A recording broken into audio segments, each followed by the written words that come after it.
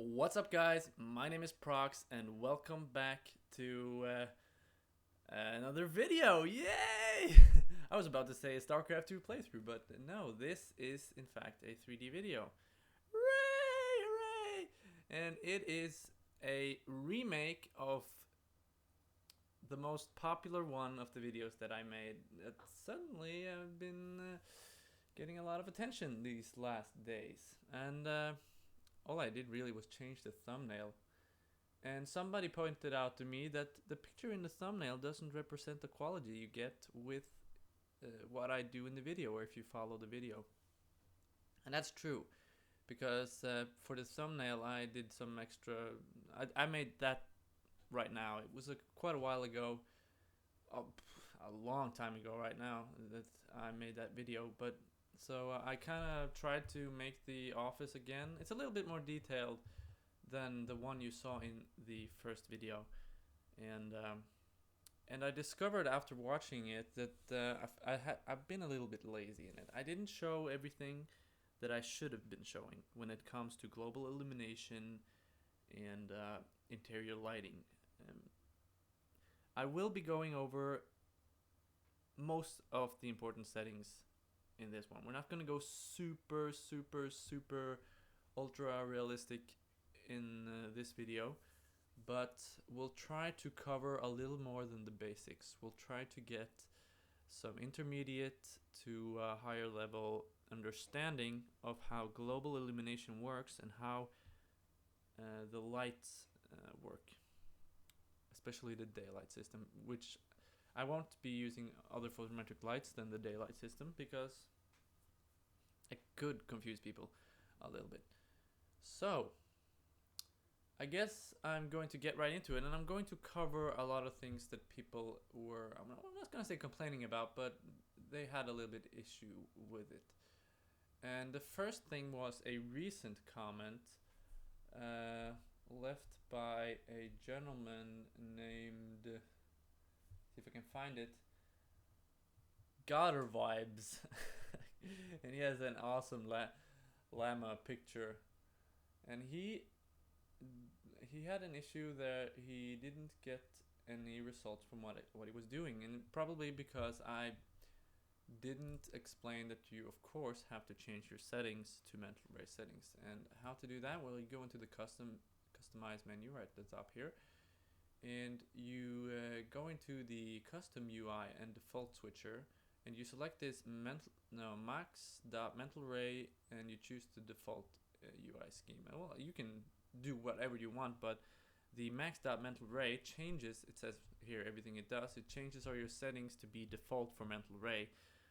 This is something I always do when I install Max. It's just, I feel like the scanline renderer has no benefits whatsoever over the mental ray renderer. So in my opinion, they could have removed it from the software and I wouldn't even notice. So yeah, that's the important part, that you have to of course use mental ray to use the mental ray renderer. And after that, we're just gonna jump right in, I guess. So first of all, we want to create a daylight system. Then we go over to create and systems over here. Click on daylight. The prompt will show up. It'll just tell you that it's recommended to use photometric exposure control. So just click on yes here and drag out your little compass anywhere on the ground. It doesn't really matter, and accept the mental ray sky. What that does is it creates an environment map right here, which is physical sky. It's basically just a spherical background that has a gradient. It's really nothing magical at all. Somehow it has a couple of settings if you put it in the material editor, but it's not advanced in any way. It's basically just a gradient. So now that you've created your sun and sky system, I want you to select it, go into the modifiers panel right here, and change the, under the positions parameter, change it to manual, because, well, you could do it with the settings, but it really just takes a hell of a lot of time, and I'm not doing some kind of architectural work where positioning in the world and the time and date is important. So I'm just gonna drag this out to the left here, so we get some light into the window. And as you can see, you can't see any of the effects here, but you can see them in the camera view, assuming that you've set up a camera with the right settings. Now, another thing you may notice is that there's sunshine here. Oh, what's happening? Well, it's basically just the real-time renderer that doesn't understand back-facing polygons. It doesn't render them as two-sided. And that's basically just the effect that you see here, that if you see this wall right here, you can't see through it, but if I turn, you can, except the sort of planks that I put in here. This is a better example. You can see the wall now, but if you turn behind it, you can see through it. And that's just something that I like to have up when I'm modeling or positioning stuff in here. And it's easy to get this sort of effect. You just select the object or your outer box, right click, go into object properties, and you check this that says back facing cult. So if we uncheck it, click OK, as you can see the shadows are correct now, and we can use this to position our light a little bit better. Alright, so I want it to be somewhere like that, coming into the room, perhaps a little further back, so it's kind of late in the day, you know, so the sunlight just comes through the window and shines on this sort of chair, crazy chair that I have going there. Yeah, basically that. And after that, I guess I should just take a render off the bat so you can see what the daylight system does. I'm just gonna make sure that some of my settings are correct. Oh boy. Oh boy. As you can see here, I have a completely different resolution regularly, so these menus will be super large. I changed it down to 1080p. I usually had a bigger resolution for recording, but a gentleman complained and he said that he couldn't see anything because all the how do you say, all the fonts were too small, and he couldn't see any detail because he had a much smaller monitor than me, and I guess that's something I have to account for. Not everybody has a giant 30-inch monitor to glamour upon. Now let's take a look. Alright, Indirect Illumination Final Gather is enabled by default, and Global Illumination is not. And the settings are pretty low. It's on draft, so you can see what the results are of just Final Gather.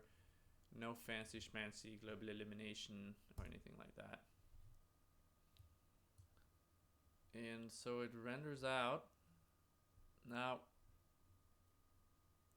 I'm trying to go over this as slowly as I can and at the same time as quickly as I can. First of all, you can see some indirect illumination effects, like back here. Like, why is there light back here if there's supposedly not any indirect illumination effects? Well, Final Gather is a kind of indirect illumination effect. It takes a point anywhere on the screen. You can choose if you want to measure it in pixels or in world centimeters or millimeters. Default, it's by polygons actually. It takes that polygon and it sends out thousands and thousands of little rays, depending on your settings, of course, and it hits certain points. So let's say this polygon here sends thousands and thousands of rays out, and some of them will hit this bright area over here, and some of them will even pass outside and hit the skybox.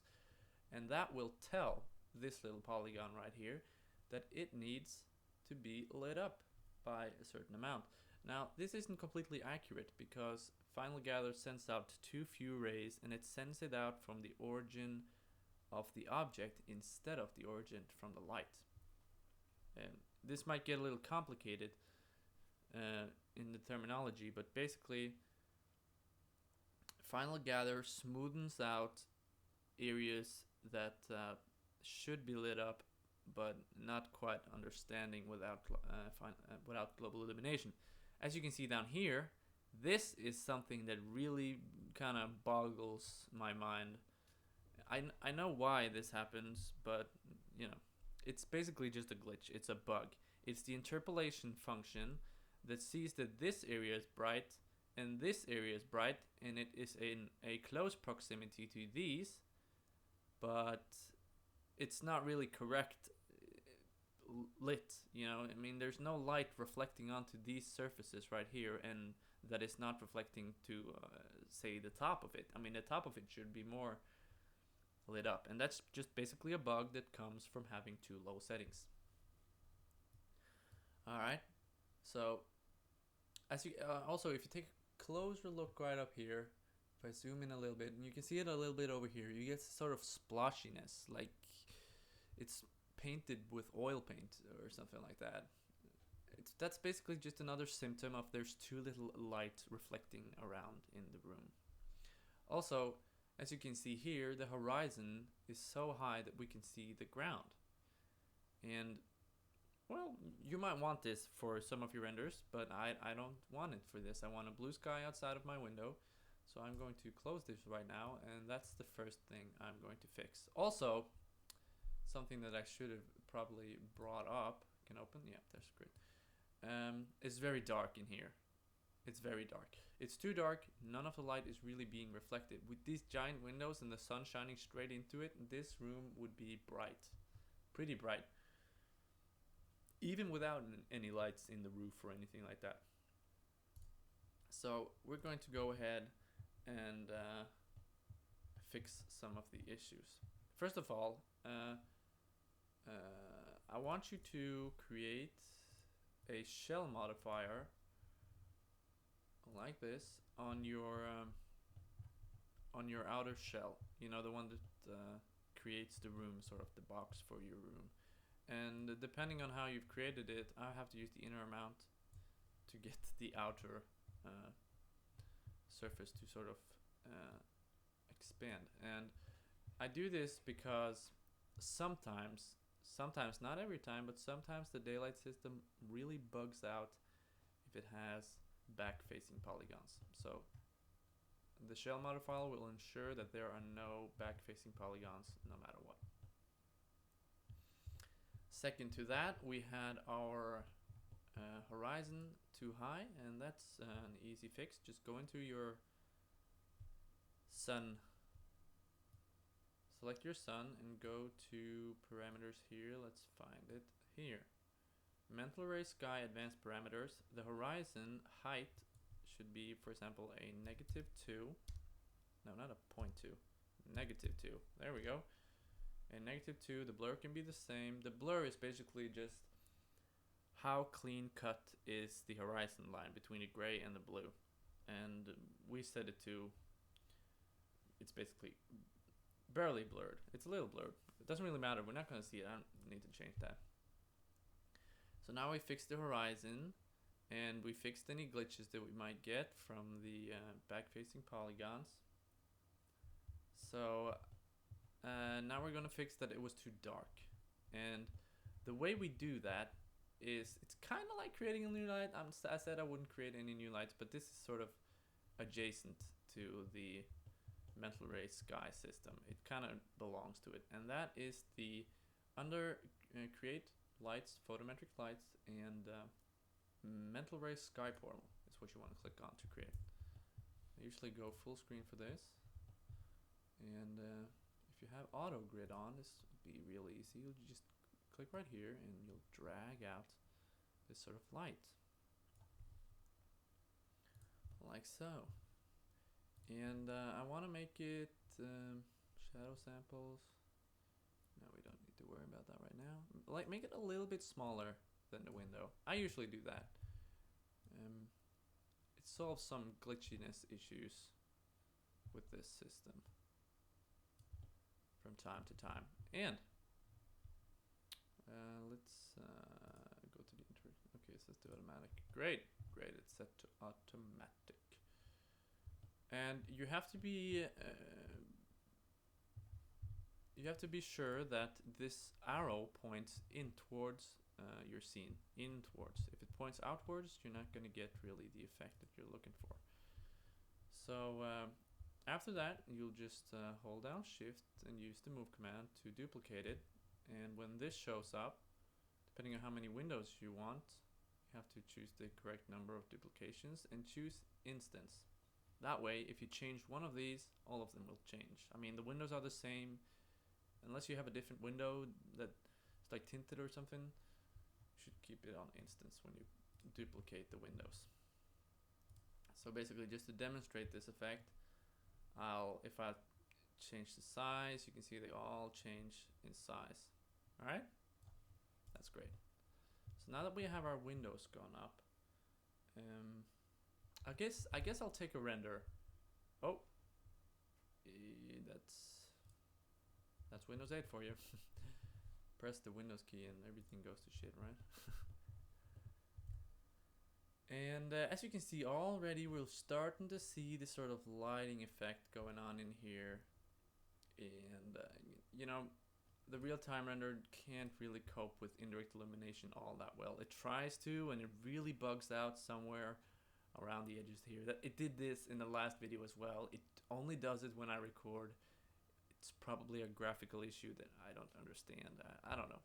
But as you can see, now you can see the back here. You can sort of see this chair right here. You really couldn't earlier. And it looks like it's glitching here, but that's probably only in the real-time render. So let's go ahead and take a render so we can see what the effect of these windows have upon our scene.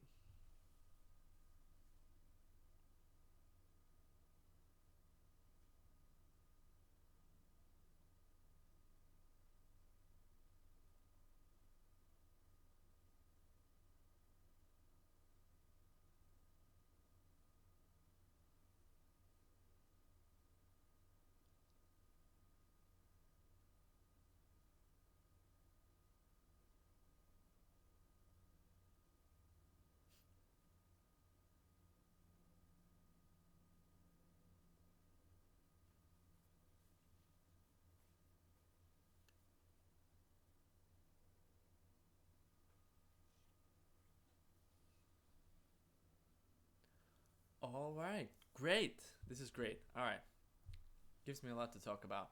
First of all, you can see the room is a lot brighter. You can see the wall here a lot more clearly. You can see the bookshelves and, you know, these kind of blocks in here a lot more clearly.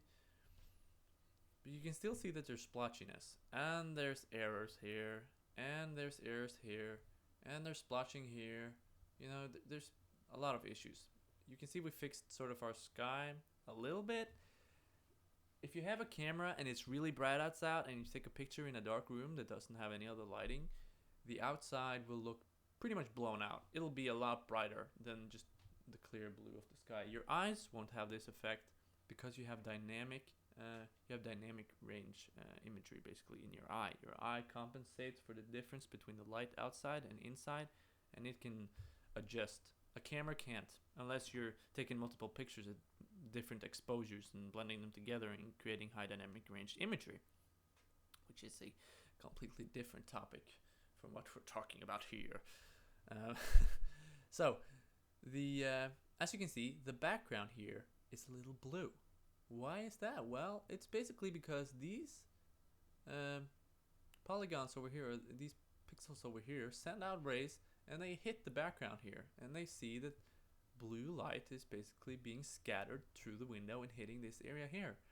And why is this not blue? Well, that's basically because the power of the sky is not as powerful for direct lighting as the sun is, basically giving it sort of a yellow glow. Even though the sun is white in light, when it passes through our atmosphere, you know, all the oxygen and nitrogen in the atmosphere pulls out a lot of that blue light, making the sun seem like it's yellow, even though it's bright white light. Yeah. So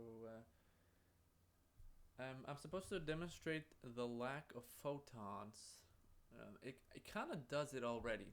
If you look around, let's see if I can zoom up here.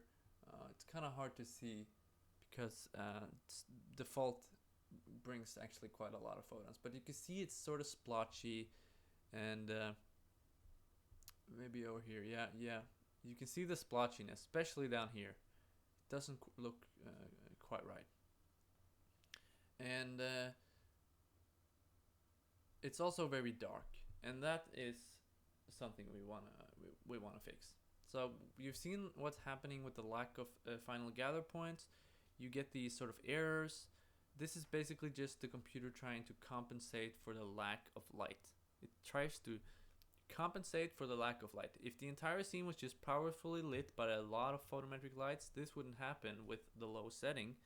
But since we want realistic indirect illumination lighting, it tries to compensate, and it fails at it basically because we haven't told it that you can have this amount of detail in this area, and that's what we're going to fix first, the photons.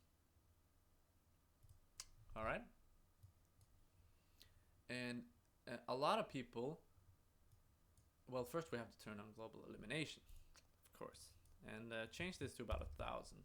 Any more than that, you wouldn't notice it in the scene. This is not the photons. A lot of people think that turning up this will greatly improve the performance of your global illumination, but it will not. This is just basically how many samples is it allowed to take from a specific area. So if you put out billions and billions of photons and this isn't high enough and you have a giant scene, then you can get some problems. Then you're gonna have to turn this up even more. But for now, the 1,000 will do just fine. Will do us just fine. Now, basically, just turning on global illumination right here will brighten up the image even more. Maybe I should take another render just right off the bat, so you can see what a great difference global illumination has on the imagery. Not sure we have time for another render. I can render it a little bit, and yeah, I don't even need to render the entire thing. But as you can see, everything gets sort of brightened up. All the nooks and crannies get kind of fixed. You can see the adjacent shading here, and what I might even have too many photons already. It looks like it's doing a pretty great job. The shadows here are a little grainy, and that's just basically because the sampling isn't high enough. But yeah, it's looking okay.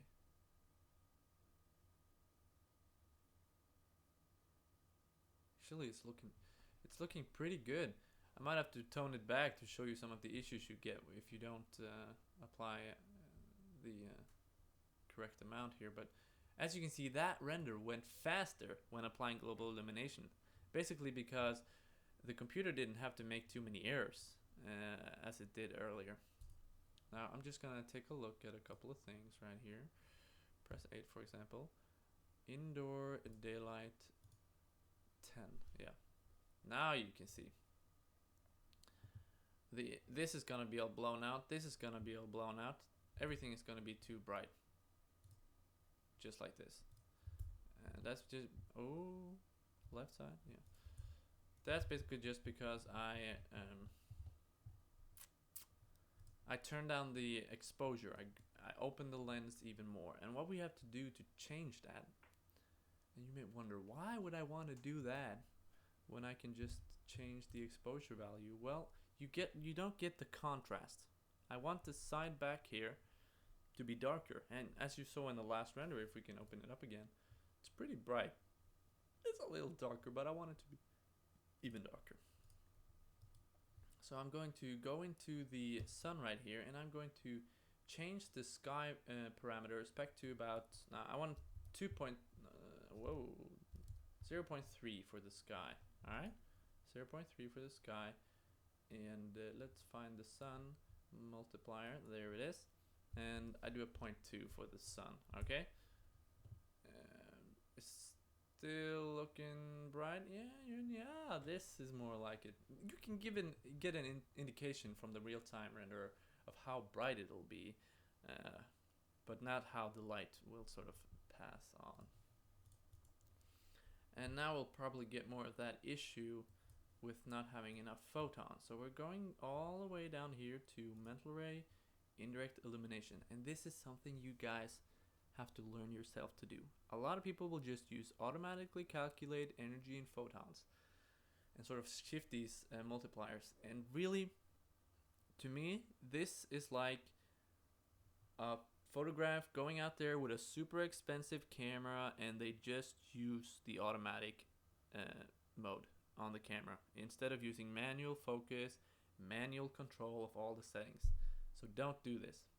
Teach yourself how to use the manual settings. Now don't just take this off, because I did this sometimes and I didn't turn on the manual settings. You have to turn on the manual settings. And as you can see, the sun shines out 10,000 photons in your render. And really, that is very little. So I'm just gonna push it to the limit straight away and turn it up to 200,000 photons.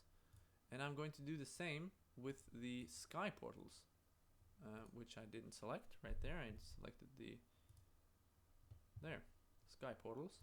Mental ray, indirect illumination, turn off the automatic, turn on manual, and put in 200,000 photons. All right. This is really gonna give our scene the quality that we want, and it's really gonna brighten it up, but still it's not gonna blast the entire scene. We're gonna have to take a render later, and then we're gonna have to tweak for the final settings. So after that, now that we've tweaked our photons and our lights, we have tweaked our light power from the sun here. We turned it down to 0.0 and 0.2 for the sun, because I want some of the indirect illumination from the sky to be a little bit more powerful than the direct illumination from the sun. Basically, maybe a little overcast, but pretty bright light since they're pretty close. If you want really a lot of overcast, you change your sky color to a very grayish color, and you turn the sky parameter a lot higher than the sun parameter, because then you have almost no direct light from the sun, and almost all the direct light come from the sky, and that's how you create a overcast sky with the mental ray sky system. So finally, we're going to go into our render settings. We're going to go to indirect illumination, and we're going to talk a little bit about the final gather settings.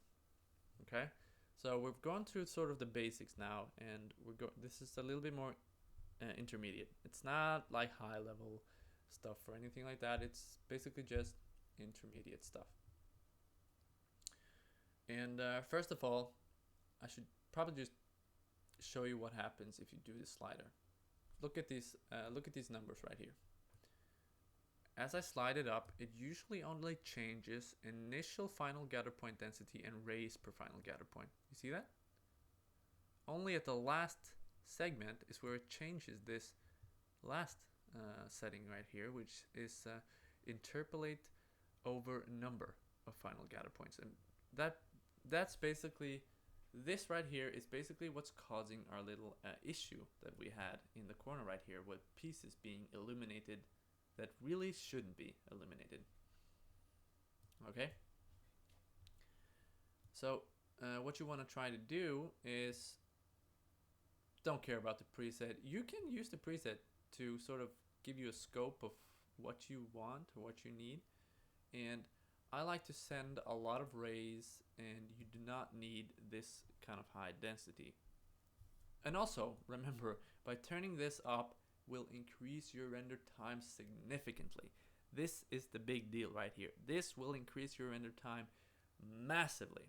Now, you can actually bring this lower for a higher resolution render. So if you turn up your resolution, you can sometimes squeeze this a little bit lower. I don't know why. I don't know why. I haven't quite figured that out. But I figured out that if I squeeze the resolution higher, I don't have to have settings that are quite as high. So I'm not going to set it too high right now. I'm going to set it to a custom, which is 0.5 and about 500 initial final gather points density. And I'm going to change this interpolation value to 100. And should I take a render right now? Yeah, I should probably take a render. And you'll have to take a notice. Wow, this video is going to be really long. I'm probably going to have to segment it depending on how large the file is going to be. But we're going to take another render, okay? And notice the name of this. Interpolate over number final gather points. All right? We're going to get back to that later. And you're going to see a change that'll save your render times by a great amount. All right? So we're going to take a render, not in this perspective view. Remember to choose the camera. You can lock it if you want to. And we'll start rendering. As you can see here, the photon emission took a lot longer time because we had increased it to 200,000 for all the lights. Basically, making it 800,000 photons. So as you can see now, our scene is really bright. You can see that? The outside is bright. The light right here is really sort of blinding.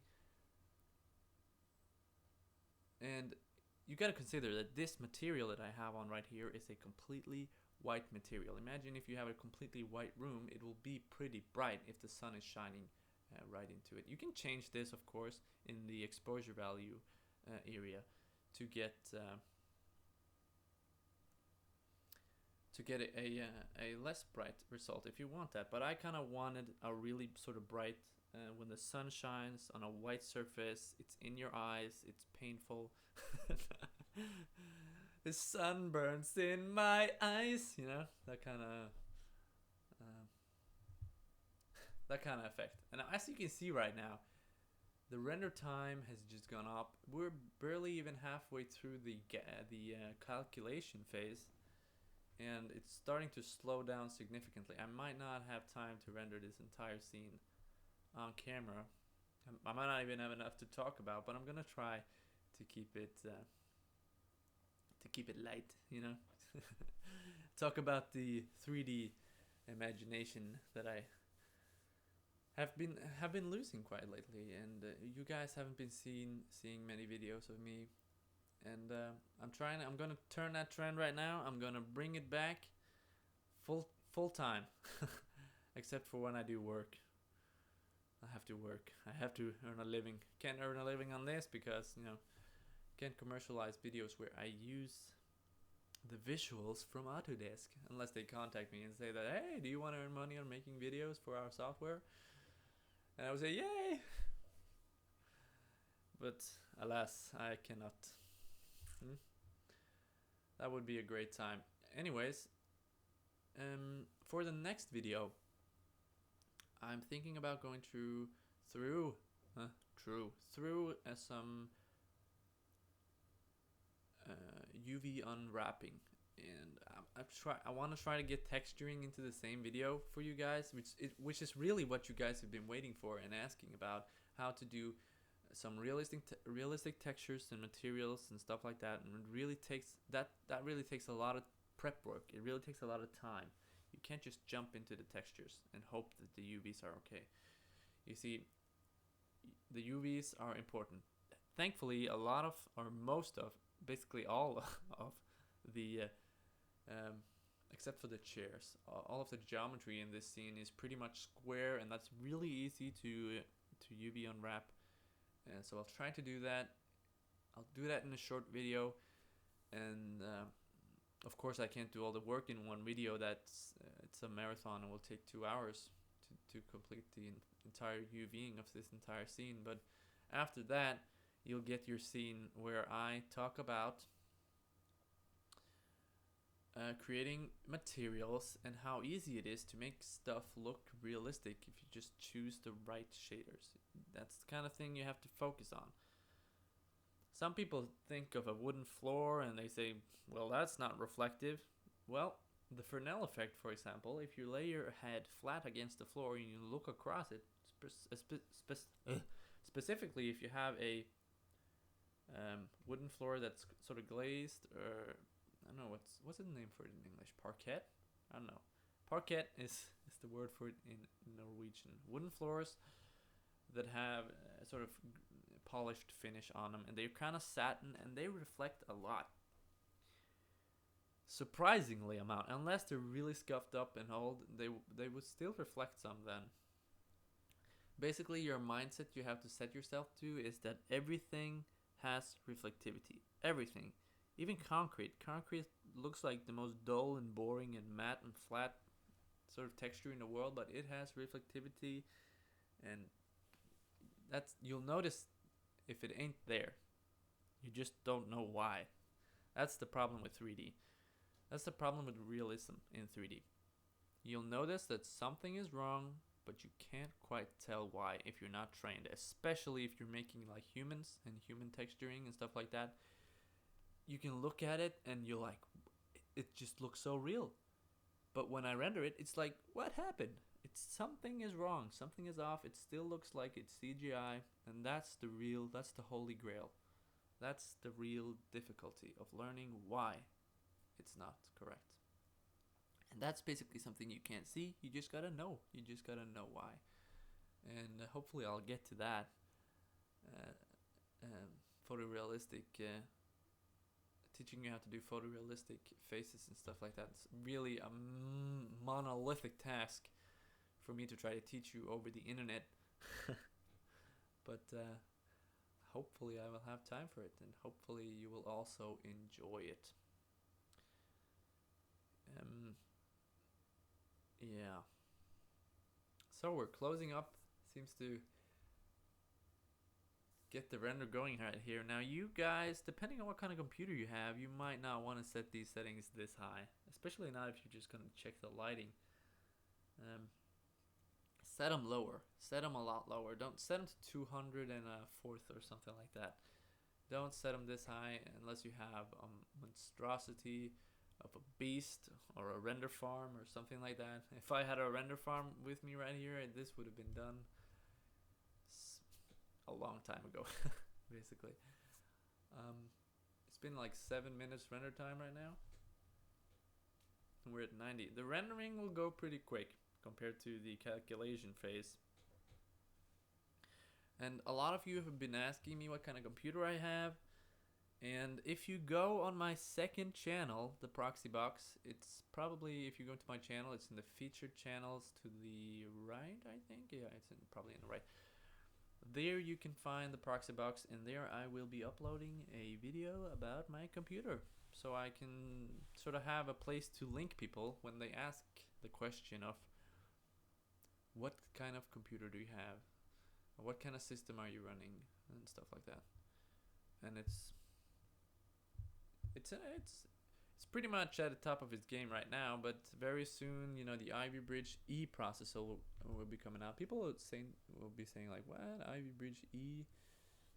Haven't Ivy Bridge come out a long time ago? Yeah, well, E stands for the Extreme Editions, and they are just a completely different architecture, sort of. First they put out the test version, Intel puts out the test version, and you know, they give it to the consumers so they can jizz about their little processors that has the newest name. And then the guys that actually know a little bit about computing, if you want computing, I mean, come on, if you want a computer for gaming, don't buy an extreme processor. You don't need it. Buy an extreme graphics card. There's a big difference right there. If you're gaming is your final and other, that's what you live for, well then get an Ivy Bridge processor that is not an Extreme Edition. Now, here we can see some of the issues. Even issues that arise even with the amazing high settings that I did. As you can see over in the corner here, we still get that glitch. And this can actually be solved by increasing the resolution of your render. believe it or not. It'll be fixed by increasing the resolution of your render. So will all these jaggies, of course. These jaggies, this is aliasing happening right here. That'll be solved by increasing the resolution, and this will most likely be solved by increasing the resolution as well. Now, I wanted to talk about the last part. I'm not sure if I have time. I'm gonna have to cut it right here. God damn it, guys. But I'm gonna talk about it. I'm not gonna render it, but I'm gonna talk about it. Okay? Okay. So, this part right here that I ask you to remember, interpolate over a number of final gather points. 100. What it does, it basically takes 100 final gather points, one of these, and it blends them all into a splotch of light. Alright? And that's what's happening in the corner here. It takes all final gather points, 100, only 100 reach the corner. So it splotches them all into one splotch of light. And that's why you get the artifacting that we get up in the corner here. This is not supposed to happen.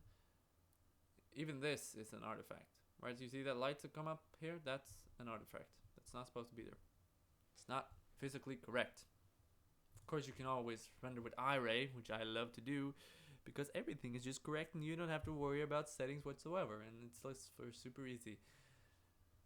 We'll take that in another time. Now, I would recommend a different way of doing this. Instead of using this stupid function right here that's just generic and, well, it works if you want super accuracy. Problem is, you're gonna have to put it really high up, and that's something you don't want.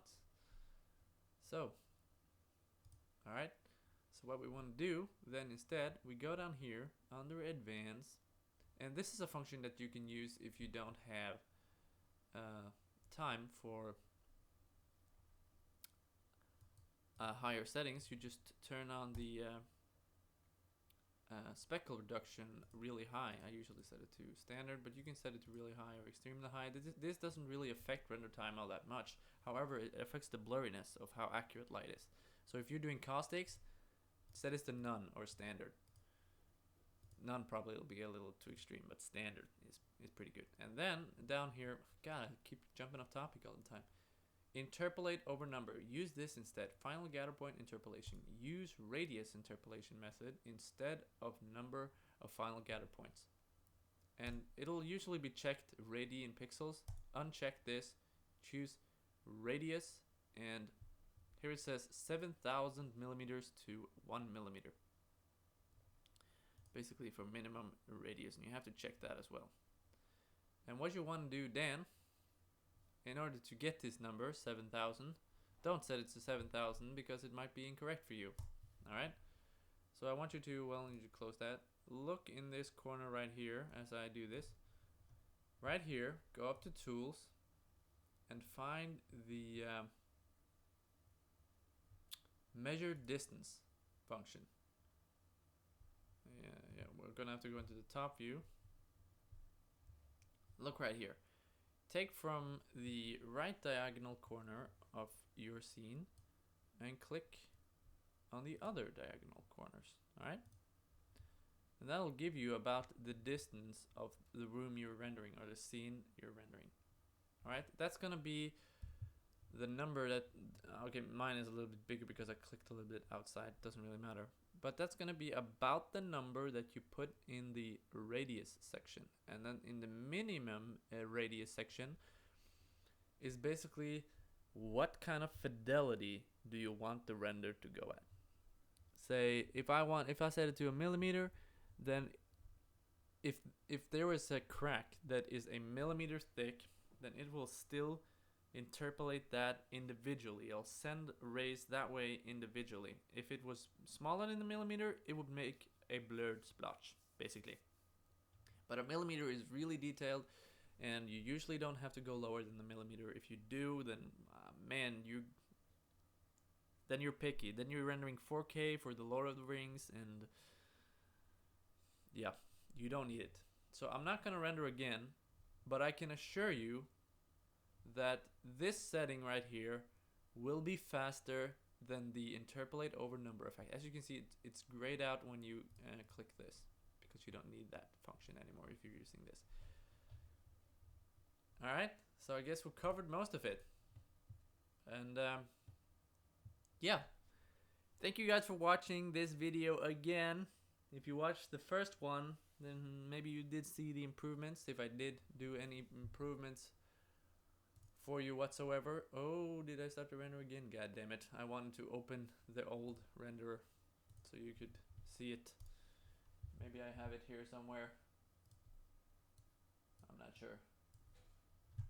I can't be certain. Yeah, here it is. It opens in Photoshop. Well, isn't that great? No, this is not it. This is the old one. Ah, I guess I didn't save it. Whatever. Alas, we've reached the end of the video. Thank you guys for watching. It's been a pleasure.